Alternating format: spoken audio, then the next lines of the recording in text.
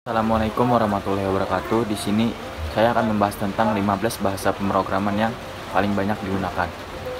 Yang ke satu adalah Python. Python banyak digunakan oleh perusahaan besar dalam pengembangannya seperti NASA, Instagram, Google, Yahoo, Reddit, dan juga situs streaming video populer YouTube. Jika dikategorikan dalam tingkat bahasa komputer, Python tergolong ke dalam bahasa pemrograman tingkat tinggi sama seperti Java. Python bisa digunakan untuk membangun aplikasi dari website mobile. Python termasuk bahasa yang cukup mudah untuk dipelajari. Selain itu, masih banyak kelebihannya seperti sintaks yang digunakan cukup sederhana, pembuatan kembali secara dinamis, modul Python seperti memodifikasi aplikasi tanpa menghentikannya. Meskipun mempunyai banyak kelebihan, masih ada beberapa kekurangan Python yang mungkin akan sedikit menyulitkan, seperti beberapa penugasan terdapat di luar dan jangkauan Python. Seperti bahasa pemrograman dinamis lainnya, Python tidak secepat atau efisien sebagai statis. Yang kedua, Java. Java tidak hanya berfungsi untuk aplikasi desktop, Java juga dapat digunakan untuk membuat aplikasi mobile. Java merupakan aplikasi yang dikembangkan pada tahun 1991. Sejak 23 Mei 1995 dirilis. Java langsung naik dan menjadi bahasa pemrograman favorit. Java memberikan nuansa baru dalam perkembangan teknologi informasi.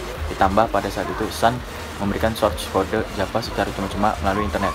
Kekuatan open source membuat Java mudah berkembang dan dikenal banyak pengembang. Oleh karena itu, Java adalah salah satu bahasa pemrograman yang wajib dibelajar.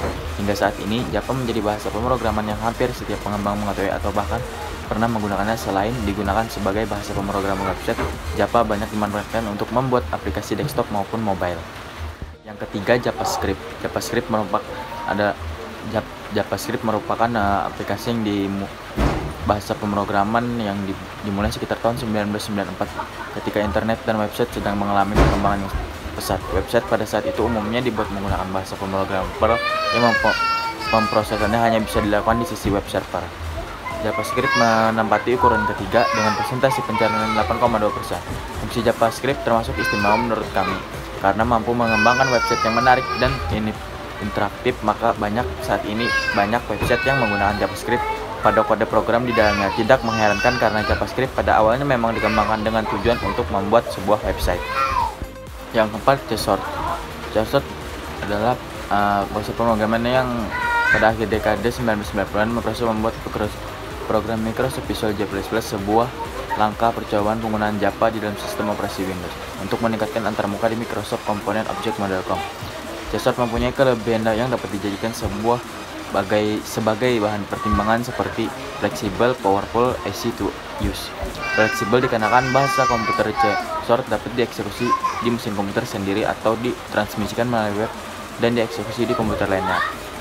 Yang kedua, powerful, yang berarti CSORD memiliki kesekumpulan perintah yang sama dengan C++ yang akan fitur lengkap tetapi dengan gaya bahasa yang lebih diperhalus sehingga memudahkan penggunanya. Easy to use karena CSORD memodifikasi perintah yang sepenuhnya sama dengan C++ dan memberitahu di mana letak kesalahan kita. Bila kesalahan dalam aplikasi, hal ini dapat mengurangi waktu kita dalam mencari teror. Yang kelima, PHP. PHP adalah sebuah bahasa script yang tidak melakukan sebuah komplikasi dalam penggunaannya. Web server yang mendukung PHP dapat ditemukan di mana-mana, dari mulai Apache, LLS, Lightpad, hingga Sitami, dengan konfigurasi yang relatif mudah. Dalam sisi pengembangan lebih mudah karena banyaknya milis dan developer yang siap membantu dalam perkembangan. PHP memiliki kelemahan security tertentu apabila programmer tidak jeli dalam melakukan program dan kurang memperhatikan isu dalam konfigurasi PHP. Tidak ideal untuk perkembangan skala besar. Berbeda dengan Java, fungsi bahasa pemrograman ini tidak dapat memiliki sistem pemrograman yang berorientasi objek, yang sesungguhnya versi 4 ini tidak bisa memisahkan antara tampilan dan logika dengan baik, walaupun pengguna template dapat memperbaikinya. Yang keenam, C. Pembuat bahasa C adalah Dennis Ritchie sekitar 1972 untuk sistem operasi Unix di Bell Telephone Laboratories. Saking lamanya bahasa C eksis, beberapa pengguna menyebut bahasa C bapak dari komputer lainnya. Kelebihan dari bahasa C seperti banyaknya operator yang dapat Anda temui di dalam C untuk manipulasi data struktur dan pada bahasa C terstruktur, sehingga mudah dikembangkan dan mudah dipahami. Sedangkan kekurangannya adalah sedikit membingungkan dari bahasa C karena banyaknya fleksibilitas penulisan dan operator. Bagi pemula akan sedikit kesulitan dalam memahami pointer yang ada pada bahasa ini karena bahasa pemrograman lain mungkin tidak mengenal istilah pointer, padahal salah satu kemampuan yang paling menonjol dari bahasa C adalah pointer. Yang ketujuh, R.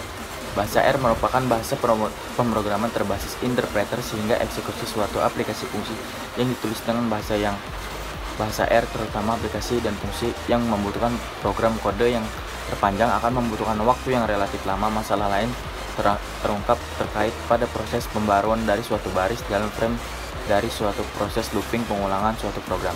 Bahasa R pertama kali dirilis pada tahun 1993, namun kepopulerannya mulai muncul pada beberapa tahun ini untuk keperluan big data. Bahasa R terkadang digunakan dalam perkembangan website, namun bahasa ini tidak berdiri sendiri, melainkan dengan bantuan pemrograman lainnya. Yang ke-8, Objective-C. Bahasa ini merupakan bahasa utama yang digunakan oleh Apple untuk mengembangkan sistem operasi OS X dan iOS, serta mengembangkan aplikasi programming interface. Perusahaan tersebut meskipun demikian banyak pemrograman ini hanya dapat digunakan untuk membuat sesuatu yang terbatas, bahkan banyak platform tidak dapat dikembangkan dengan Objective-C seperti Android.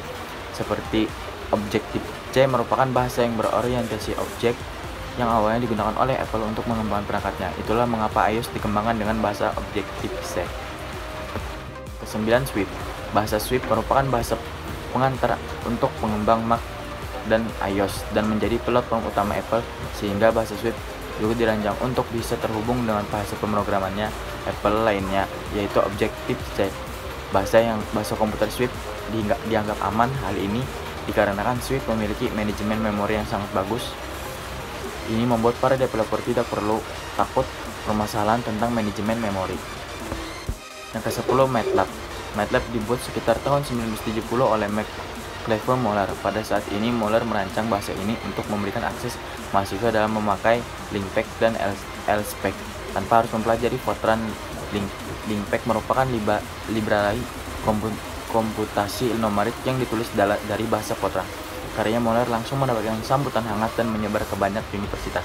Meskipun terkadang digunakan dalam pembuatan website, kebanyakan bahasa komputer MATLAB digunakan dalam bidang matematika dan statistika.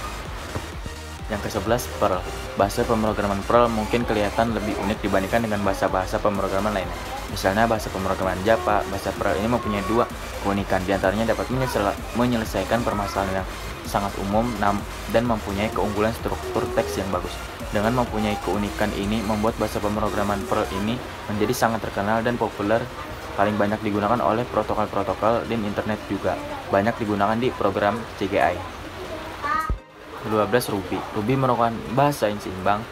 Pencipta Ruby, Yukihiro Matsumoto, menggabungkan bagian-bagian dari bahasa populer Perl, Smalltalk, Eiffel, Ada, dan Lisp untuk membentuk bahasa baru yang seimbang antara pemrograman fungsional dengan pemrograman imperatif. Yang ke-13, Delphi. Delphi adalah suatu bahasa pemrograman yang menggunakan visualisasi sama seperti bahasa pemrograman Visual Basic. Namun Delphi menggunakan bahasa yang hampir sama dengan Pascal, sering disebut objek Pascal, sehingga lebih mudah untuk digunakan. Bahasa pemrograman Delphi dikembangkan oleh Codegear sebagai divisi pengembangan perangkat lunak milik Embarcadero. Divisi tersebut awalnya milik Borland, sehingga bahasa ini memiliki versi Borland Delphi. Ke-14, Assembly Language. Bahasa pemrograman Assembly Language adalah bahasa pemrograman komputer tingkat rendah. Bahasa Assembly merupakan pola bit serangkaian bilangan biner tertentu yang merupakan kode operasi mesin. Berbeda dengan bahasa pemrograman tingkat tinggi, bahasa Assembly biasanya digunakan memiliki hubungan satu per satu dengan instruksi bahasa mesin. Misalnya, tiap variabel yang ditulis di program dengan bahasa Assembly akan diterjemahkan menjadi tepat satu kode operasi yang dapat dimengerti langsung oleh komputer. Pada bahasa pemrograman tingkat tinggi, satu perintah dapat diterjemahkan menjadi beberapa kode operasi dalam bahasa mesin.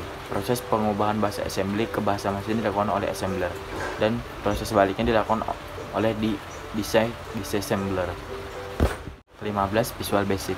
Visual Basic, bahasa pemrograman Visual Basic untuk DOS dan Windows, diperkenalkan sekitar tahun 1991 versi 3.0, dan Visual Basic dikeluarkan sekitar tahun 1993 dan lebih mengalami kemajuan yang pesat dibandingkan dengan versi sebelumnya.